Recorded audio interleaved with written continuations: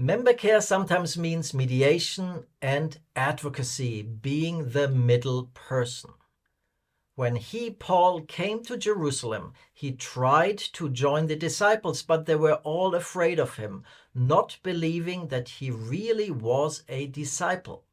But Barnabas took him and brought him to the apostles. He told them how Saul on his journey had seen the Lord and that the Lord had spoken to him, and how in Damascus he had preached fearlessly in the name of Jesus. This is about Paul, the murderer, the persecutor Paul.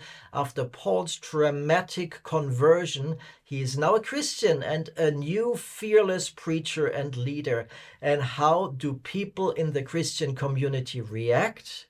Whoa, Paul, wait a second. This guy, no way. We will not want him to join our team. We don't want him around. I don't want to be associated with him at all. I don't want nothing to do with this guy. The Jerusalem believers were very hesitant to accept him, and they were even afraid of him. They didn't trust him. I know I often had this and still have this in my ministry today. I hear from God, I sense I should do something somewhere. I check out to join a project. I check out a ministry partnership, and the response is, wait a second, Harry, stop. Wait a second. We are a square and you are a circle. You don't fit. You are too different. Or another response might be, you have to submit to this and that first, because we have rules and regulations and policies. You have to start as a student before you can lead in a few years in the way that you heard from God. And that anyways needs to be approved by our leaders. In our Bible story here, we have the murderer and persecutor Paul and the disciples who are really afraid of him. And now Barnabas shows up in the middle, the mediator, and in advocacy. He takes Paul and brings him to the apostle. And then he tells the apostles about Paul and his journey. So Barnabas, the middle person, to connect A with B. Barnabas is connecting people. He's relating to both Paul and the apostle. He recognizes God in both, in Paul and in the apostle. And he's advocating for Paul. Hey, this guy is not that bad anymore. Listen to him. Well, the question is, have you had people advocating for you? Have you had a person in the middle connecting you and others, relating to you and others, recognizing God in you and in others? By the way, this is such an important member care ministry. I have had many of these mediators and advocacy people in my own ministry life.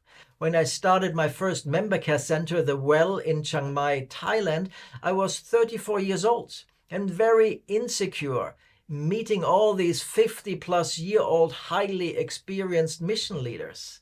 There was one man who believed in my calling, who then connected me with these mission leaders, who related to both of us, who recognized God in both of us, and then who advocated for me. I often remember him and thank God for this man who played this Barnabas role in my own life. I was also on the other side working as a mediator, helping two people communicate with each other.